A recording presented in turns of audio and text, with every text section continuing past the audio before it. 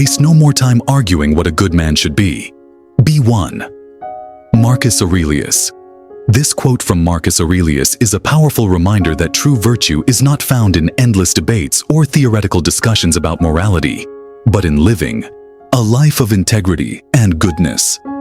Philosophical conversations about ethics can be intellectually stimulating, but they are ultimately meaningless if they don't translate into action. The essence of being a good person lies in embodying those qualities: kindness, honesty, courage, humility in your everyday behavior. Instead of spending time debating what it means to be virtuous, we should focus on actually practicing virtue. In other words, stop talking about being good and start being good.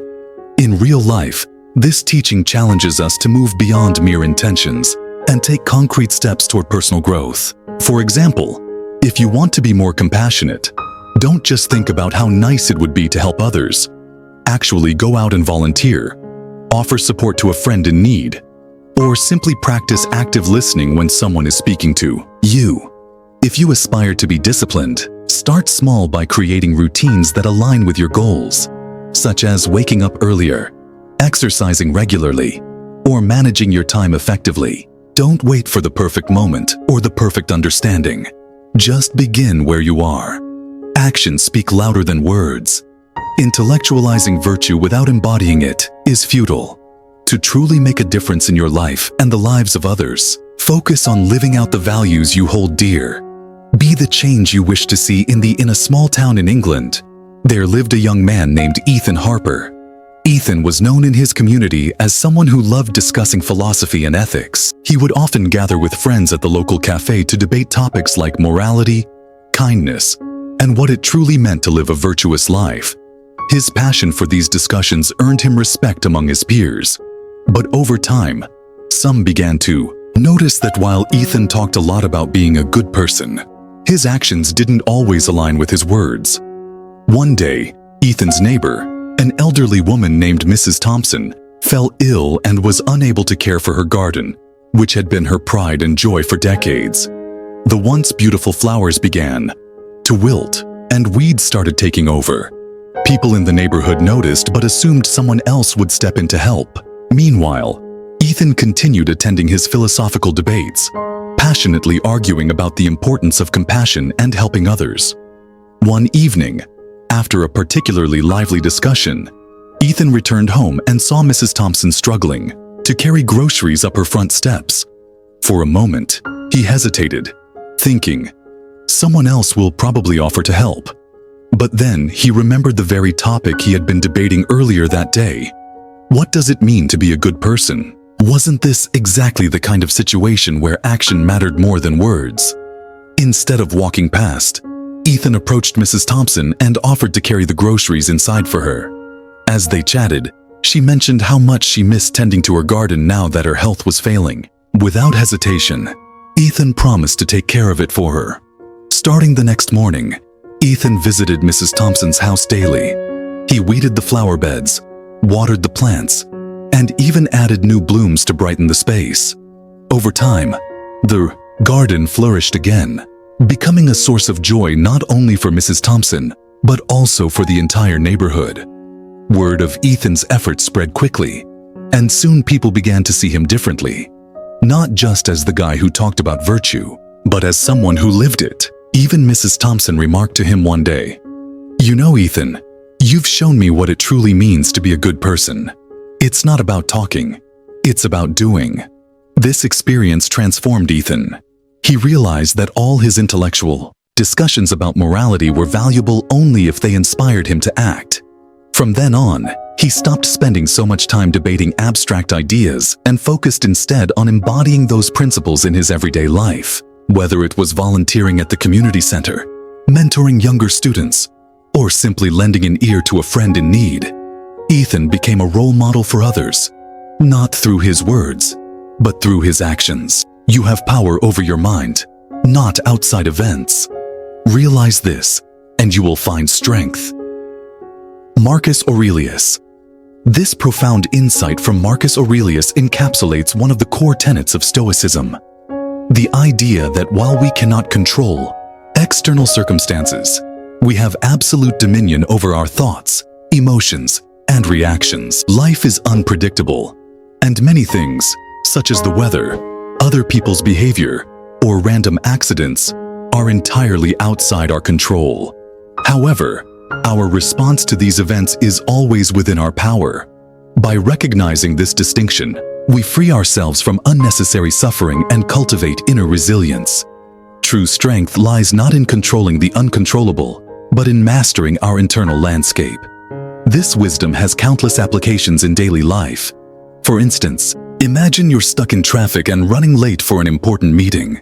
You can't control the traffic, but you can control whether you let frustration consume you or remain calm and use the time productively, e.g., reviewing notes or practicing mindfulness. Similarly, if a colleague criticizes your work, you can't control their opinion, but you can choose to view their feedback as constructive rather than taking it personally. Another example is dealing with failure. When things don't go as planned, a project falls through, a relationship ends, or a goal seems unattainable, you can either dwell on negativity or reframe the situation as an opportunity to learn and grow. By shifting your mindset, you regain a sense of agency and reduce feelings of helplessness. Over time, this practice builds emotional resilience, enabling you to face challenges with grace and composure. The only thing you truly control is your mind. By mastering your thoughts and reactions, you develop the strength to navigate life's uncertainties with equanimity. External events may shape your circumstances, but your response defines your character. In the bustling city of Chicago, there lived a young woman named Clara Bennett, an ambitious marketing executive who prided herself on her ability to stay organized and in control. Clara was known for her meticulous planning and high standards, both at work and in her personal life. However, her need for control often left her feeling overwhelmed when things didn't go as planned, a frequent occurrence in the fast-paced world she inhabited. One particularly challenging week, everything seemed to fall apart. First, her team missed a critical deadline on a major project due to unforeseen technical issues. Then, during a presentation to senior leadership, one of her colleagues openly criticized her strategy in front of everyone, leaving her embarrassed and defensive. To make matters worse, later that evening, Clara discovered that her car had been towed after parking in what she thought was a legal spot. By the end of the day, she felt defeated, frustrated, and powerless. That night, unable to sleep, Clara picked up a book on Stoicism that a friend had recommended months ago, but which had sat untouched on her shelf. As she flipped through its pages, she came across Marcus Aurelius's words, "You have power over your mind, not outside events. Realize this, and you will find strength." The message struck a chord deep within her. She realized that while she couldn't control external circumstances, the technical glitch, her colleague's criticism, or the towing of her car, she could control how she responded to them.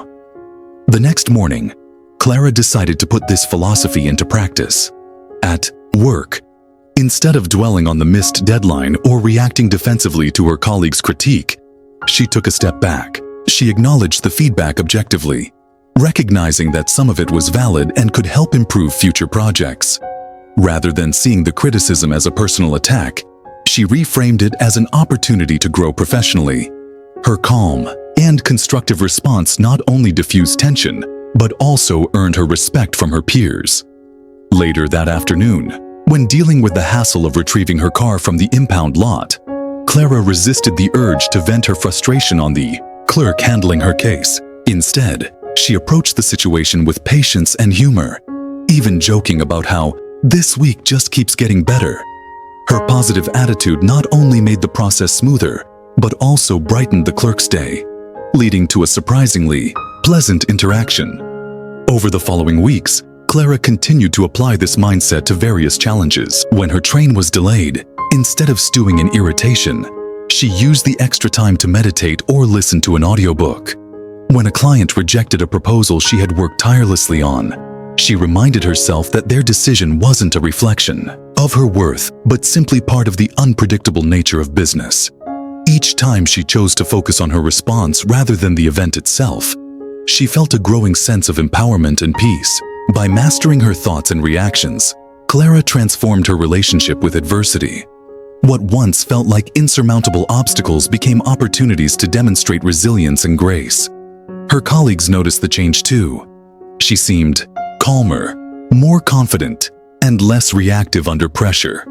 Most importantly, Clara discovered a profound truth. True strength doesn't come from controlling the world around us, but from mastering our internal landscape.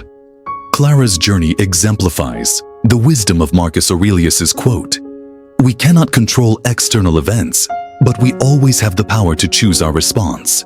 By shifting her focus from what was outside her control to what was within it, Clara cultivated emotional resilience and found strength in even the most challenging situations. This story reminds us that while life may throw curveballs, our mindset determines whether we crumble under pressure or rise above it with grace and composure. External events shape our circumstances, but our response defines our character. Do not seek for things to happen the way you want them to. Rather, wish that what happens happen the way it happens. Then you will be happy. Epictetus offers a transformative perspective on happiness and contentment. He suggests that much of our dissatisfaction stems from clinging to rigid expectations and resisting the natural flow of life. We often waste energy trying to force outcomes to align with our desires, only to feel frustrated or disappointed when reality doesn't conform. Instead, Epictetus advises us to adopt a mindset of acceptance, embracing whatever happens as part of the larger tapestry of existence. By letting go of attachment to specific results, we open ourselves to greater peace and fulfillment. This principle can be applied in various aspects of life. Consider relationships. Instead of expecting your partner, friends, or family members to behave exactly as you'd like, accept them as they are. This doesn't mean tolerating harmful behavior, but rather releasing unrealistic demands and appreciating their unique qualities. In professional settings, if a project doesn't yield the expected results, focus on learning from the experience rather than lamenting the outcome. Another example is health. Suppose you've been working hard to lose weight or build muscle, but progress feels slow. Rather than obsessing over the number on the scale, celebrate the fact that you're making healthier choices and trust that consistent effort will eventually pay off. Acceptance doesn't imply passivity. It means adapting gracefully to circumstances beyond your control while continuing to act with purpose. Happiness arises when we stop resisting reality and start flowing with it. Let go of rigid expectations and embrace life as it unfolds. Contentment comes not from controlling outcomes, but from cultivating a flexible and accepting mindset. In the picturesque town of Asheville, North Carolina, lived a young woman named Sophia Carter. Sophia was an aspiring artist with dreams of becoming a renowned painter. She spent countless hours perfecting her craft, meticulously planning every detail of her career trajectory. Her ultimate goal was to have her work displayed in a prestigious gallery within the next year, a timeline she had set firmly in her mind. For months, Sophia poured her heart into creating pieces she believed would impress gallery owners. She envisioned her debut exhibition as a glamorous event where critics would rave about her talent and collectors would clamor to purchase her art. However, reality proved far less predictable. Despite submitting her portfolio to numerous galleries, rejection after rejection arrived in her inbox. Each email felt like a blow to her confidence, leaving her disheartened and questioning whether she should continue pursuing her passion. One rainy afternoon, while flipping through a book on Stoicism during a particularly low moment, Sophia stumbled upon Epictetus's words, "Do not seek for things to happen the way you want them to. Rather, wish that what happens happen the way it happens. Then you will be happy." At first, the idea seemed counterintuitive. Wasn't ambition supposed to drive success? How could she achieve her goals without striving for specific outcomes? Yet, as she reflected on her recent struggles, Sophia began to see how her rigid expectations were contributing to her unhappiness. Determined to shift her perspective, Sophia decided to embrace the uncertainty of her journey. Instead of fixating on landing a gallery show, She focused on enjoying the process of creating art for its own sake. She started experimenting with new techniques and subjects, allowing herself the freedom to explore without worrying about perfection or external validation. To her surprise, this newfound sense of freedom reignited her creativity, resulting in some of her most vibrant and authentic work yet. Around the same time, Sophia received an unexpected invitation from a local cafe owner who admired her Instagram posts featuring her artwork. The owner offered to host a small pop-up exhibition at the cafe, giving Sophia a chance to share her art with the community. Though it wasn't the high-profile gallery debut she had envisioned, Sophia chose to accept the opportunity with gratitude and enthusiasm. The evening of the pop-up turned out to be magical. Friends, neighbors, and even strangers gathered to admire her paintings, sharing heartfelt compliments and stories about how her art resonated with them. One visitor, a retired art teacher named Margaret, approached Sophia with tears in her eyes, saying, "Your work reminds me of why I fell in love with painting in the first place. Thank you for sharing your gift." That night, Sophia realized something profound. Happiness didn't come from achieving a predetermined outcome, but from embracing life's twists and turns with openness and grace. By letting go of her rigid expectations, she had created space for joy and connection to enter her life in ways she never anticipated. Over time, Sophia continued to apply this mindset to other areas of her life. When a storm damaged part of her studio roof, instead of panicking, she saw it as an opportunity to redesign the space into something more functional and inspiring. When a close friend canceled plans last minute, she used the free time to take a long walk in nature, finding solace in the beauty around her. Each experience taught her that contentment arises not from controlling outcomes, but from flowing with life's natural rhythm. Sophia's transformation illustrates the wisdom of Epictetus's teaching. True happiness comes not from forcing life to conform to our desires, but from accepting and embracing whatever unfolds. By releasing rigid expectations and focusing on the present moment, we open ourselves to unexpected opportunities and deeper fulfillment. Life rarely follows the script we write for it, but when we learn to adapt gracefully and appreciate the journey, we discover a profound sense of peace and joy. Contentment lies not in controlling outcomes, but in cultivating a flexible and accepting mindset. If it is not right, do not do it. If it is not true, do not say it.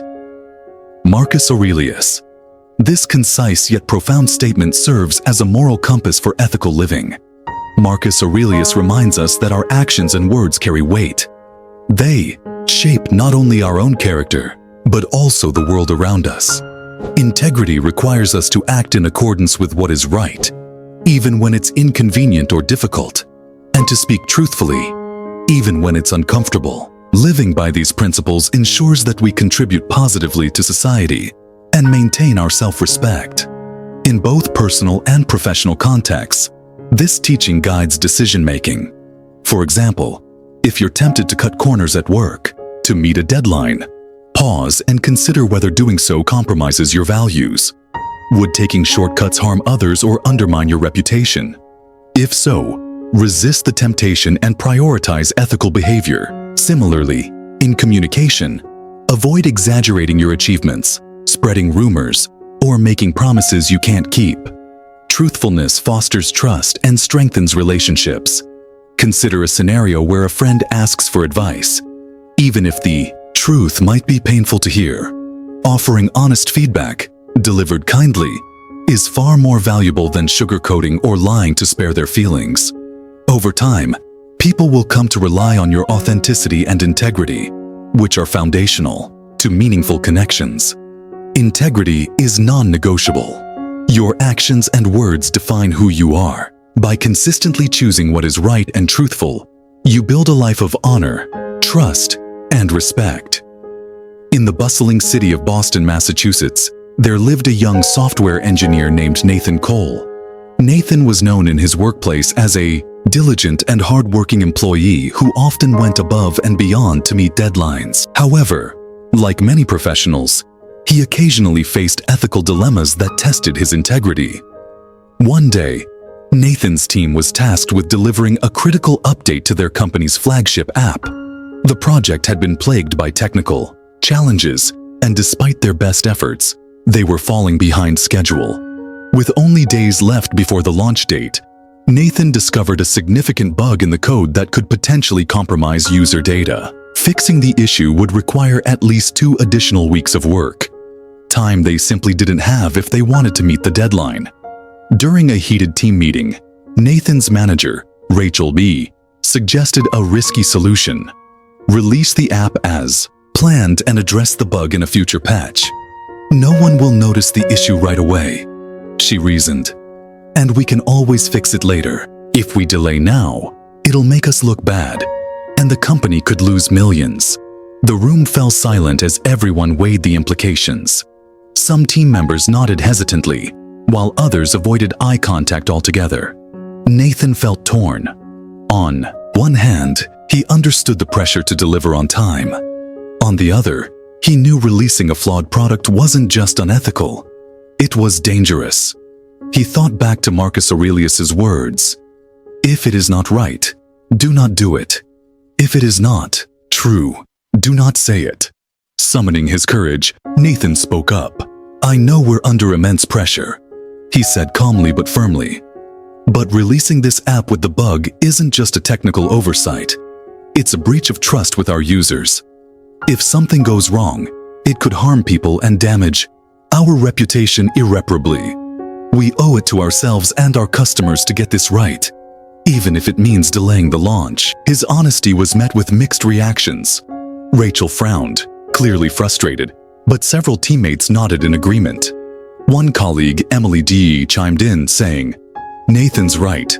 Cutting corners might save us in the short term, but it'll cost us far more in the long run." Ultimately, the team decided to delay the release and dedicate themselves to fixing the bug thoroughly. It wasn't an easy decision, and the company did face some backlash from investors over the missed deadline. But when the updated app finally launched, it performed flawlessly, earning glowing reviews from users and industry experts alike. Word of Nathan's principled stance spread throughout the company, earning him respect from colleagues and supervisors alike. Even Rachel admitted privately that his integrity had saved them from potential disaster.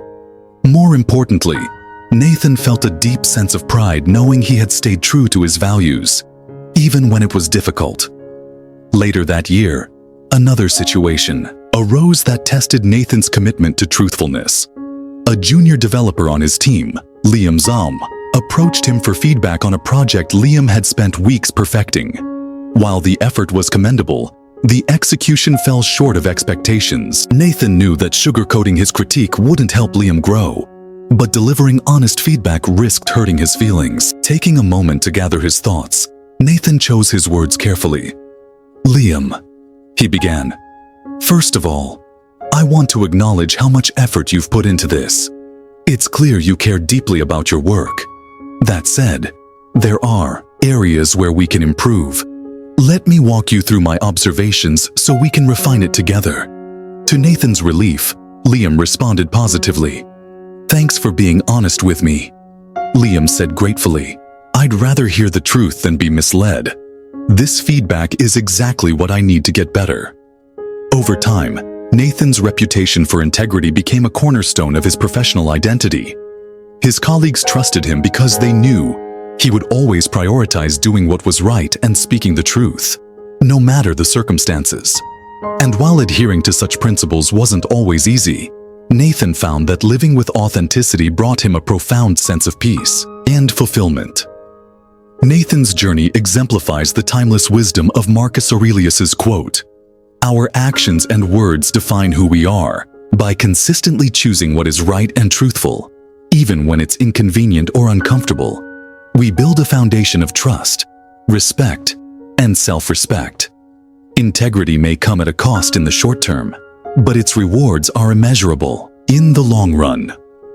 Whether in personal relationships or professional settings, staying true to your values ensures that you contribute positively to the world around you. As Nathan demonstrated, the path of integrity is not always easy, but it is always worth it.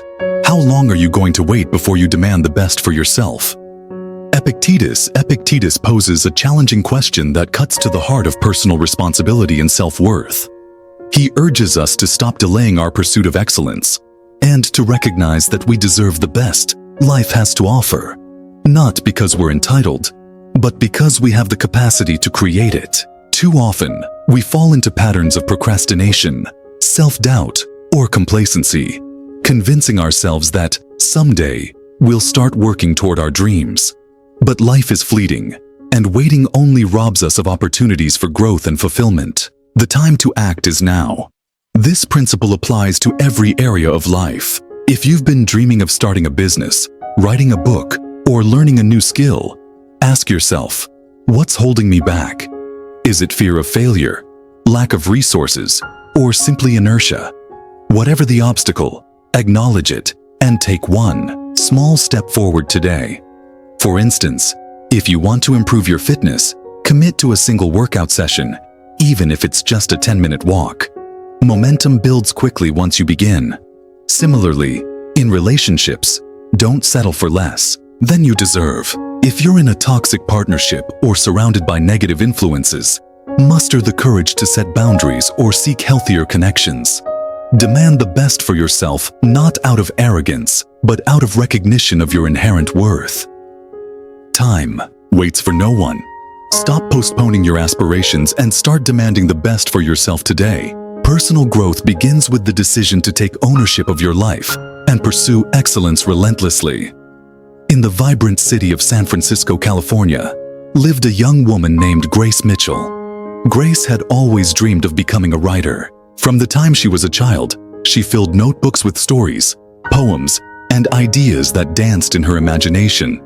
Yet as she grew older, life's responsibilities began to take precedence over her creative passions. By her late 20s, Grace found herself stuck in a monotonous office job, spending her days managing spreadsheets and her evenings scrolling mindlessly through social media. Deep down, Grace knew she wasn't living up to her potential. She often told herself, "Someday, I'll write that novel." Or, "When things settle down, I'll focus on my writing." But someday never came. Instead, fear of failure, self-doubt, and the comfort of routine kept her anchored in mediocrity. One evening, while attending a local book club meeting, Grace struck up a conversation with an older woman named Margaret, who happened to be a retired author. Margaret noticed Grace's passion for literature and asked if she wrote herself. Grace hesitated before admitting, "I used to dream of being a writer, but I guess life got in the way." Margaret smiled knowingly and replied, "Life doesn't get in the way. We let it. Tell me, how long are you going to wait before you demand the best for yourself?" The question caught Grace off guard. It echoed Epictetus's timeless challenge. Why delay pursuing what truly matters? That night, Grace couldn't stop thinking about Margaret's words. She realized that she had been waiting for the perfect moment to start writing, a moment that might never arrive.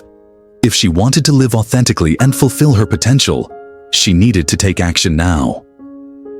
The next morning, Grace made a bold decision. She set aside 30 minutes each day to write, no matter how tired or busy she felt. At first, it was difficult. Her inner critic whispered cruel doubts.